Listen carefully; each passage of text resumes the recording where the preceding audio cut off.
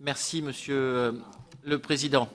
Monsieur le Ministre, bon, vous l'aurez compris, moi je ne commencerai pas comme ma collègue Laurence Dumont en disant que je m'exprime au nom du groupe SRC. Je m'exprime à titre tout à fait personnel et je m'en tiendrai à la pratique des questions.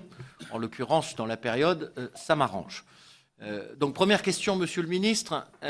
Considérant qu'il y a environ 900 parlementaires, si j'ai fait le bon compte, mais je n'en suis pas certain, 899 très précisément qui sont concernés par ce texte et qu'il y a environ 40 000 élus locaux en France, estimez-vous que ce texte traite vraiment de la question de la limitation du cumul des mandats?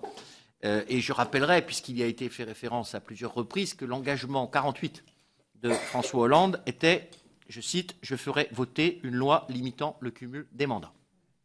Deuxième question, pensez-vous qu'être à la fois maire, président d'une communauté d'agglomération, vice-président d'un conseil régional ou d'un conseil général, président en même temps de plusieurs établissements publics disposant parfois de budgets importants, pose moins de problèmes de disponibilité et de conflits d'intérêts que d'être parlementaire ou maire? Troisième question, il est admis, il est même parfois tiré argument électoral qu'un maire exerce en même temps une autre activité, médecin, enseignant, employé du gaz, ou un autre mandat. Considérez-vous que le seul mandat parlementaire soit incompatible avec la fonction de maire?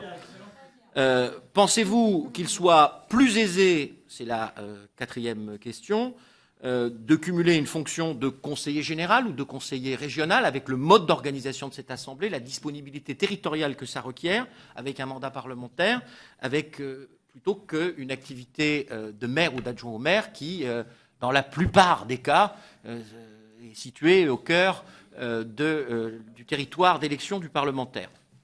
Pensez-vous, puisque cela a été beaucoup évoqué, que la spécificité française, évoquée par notre rapporteur en particulier, porte exclusivement sur la pratique du cumul ou bien concerne également la particularité des faibles prérogatives du Parlement dans notre pays, le degré de dépendance des collectivités territoriales par rapport au pouvoir central et l'absence de statut de l'élu local. Enfin, dans quel sens pensez-vous que ce texte influera sur l'équilibre entre le pouvoir législatif et le pouvoir exécutif, également entre l'équilibre de la représentation au sein de l'Assemblée nationale de la majorité et de l'opposition? Pensez-vous enfin, mais là c'est un point d'accord que j'ai avec Laurence Dumont, que prévoir le remplacement en toutes circonstances du titulaire par son suppléant aux élections législatives soit de nature à améliorer la confiance des citoyens dans le suffrage universel direct? Merci.